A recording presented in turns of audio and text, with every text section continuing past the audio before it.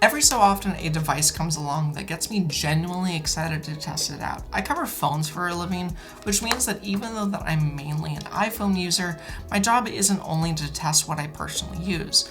I want to figure out which products are actually worth the hype and which ones are not, so I can make unbiased reviews for you no matter which ecosystem you belong to. I've been interested in foldables for a while now, but I've always been a little bit skeptical about the use case. Like, what would someone like me even need one of these for? That being said, I was incredibly excited to pick up the Samsung Galaxy Z Fold 8 and see for myself. There is just something different and special about this form factor, this squished, wide passport shape style foldable that I just really like. We've seen this shape before and every phone before it has completely died out. So what do I think makes this one different? Because by the end of this video, I don't want to just tell you if I like this phone. I want to answer a bigger question. Is this the peak of the foldable form factor? Have these devices actually progressed enough to actually be worth using? Let me show you why I think Samsung finally cracked the code and how I've been using this thing day to day, what that means for the future of this entire category, and whether or not an iPhone person like me could actually see myself using one for the long term. The Samsung Galaxy Z Fold 8 is the first book-style foldable I've ever tested, and there's a really heavy $2,000 price tag attached to me finding out if it's worth it. So let's get the biggest objection out of the way first, right here at the top. Yes, this phone does have a crease, but unless you're really looking at it, you don't really notice it. You really have to run your finger over the hinge area multiple times before you recognize it. The engineering Samsung has done here to make this essentially disappear is impressive.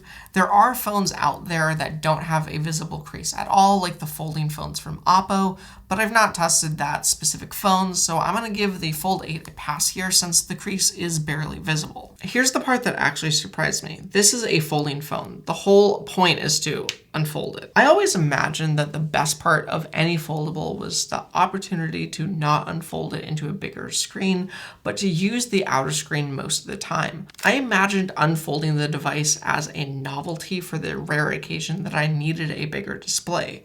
This is not what my experience has been. I actually prefer opening the phone for almost everything that I do.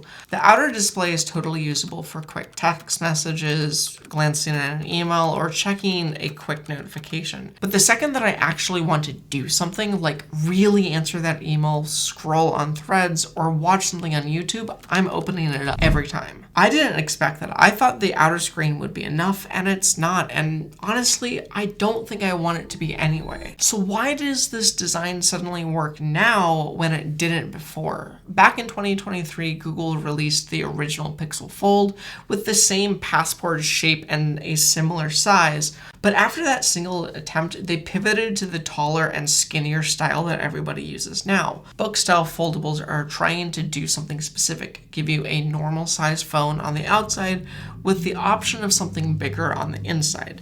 The Z Fold 8, on the other hand, is going shorter and wider as a callback to phones from a few years ago, before everything else got tall and skinny. So is this peak foldable? Here's what I keep coming back to. Have these devices actually progressed far enough to appeal to regular consumers, not just the early adopter enthusiasts like me?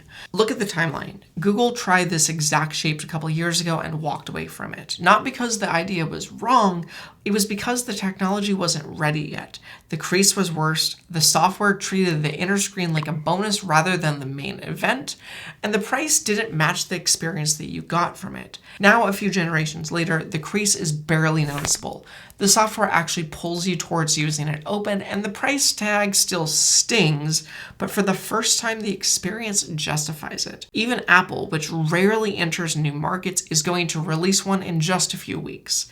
That's not Apple chasing a trend. Apple doesn't show up early to things. They show up once the technology actually matures. That's Apple quietly telling you that foldables have crossed the line from interesting experiment to mature product category. This form factor is here to stay, and based on how excited people are about this specific design, I think that smaller phones might actually be making a comeback too. So the question is, who is this actually for? If you have been interested in this form factor and held off because of the crease, the price, or just not trusting the category yet, this one might actually finally change your mind. It definitely recently changed mine. If you are already inside the Android ecosystem and are wanting a larger screen and think that it might be worth the extra money for what it unlocks day to day, but not just as a gimmick, but as a phone you'll actually use opened rather than just closed, this is a good choice. So back to the question I opened with, have foldables finally cracked the code? For me, yes, and I didn't expect to say that. Actually, a few weeks ago, if you would have asked me whether I wanted to live with a foldable, I would have told you no. Interested, yeah, sure, but practical, not yet. I was completely wrong. Samsung didn't just improve the Fold, they fixed the thing that made every book-style foldable before it feel like a compromise. The crease isn't a deal breaker anymore, and the outer screen isn't a consolation prize either. This just feels like a phone, a really good one that just happens to fold. I'm sold.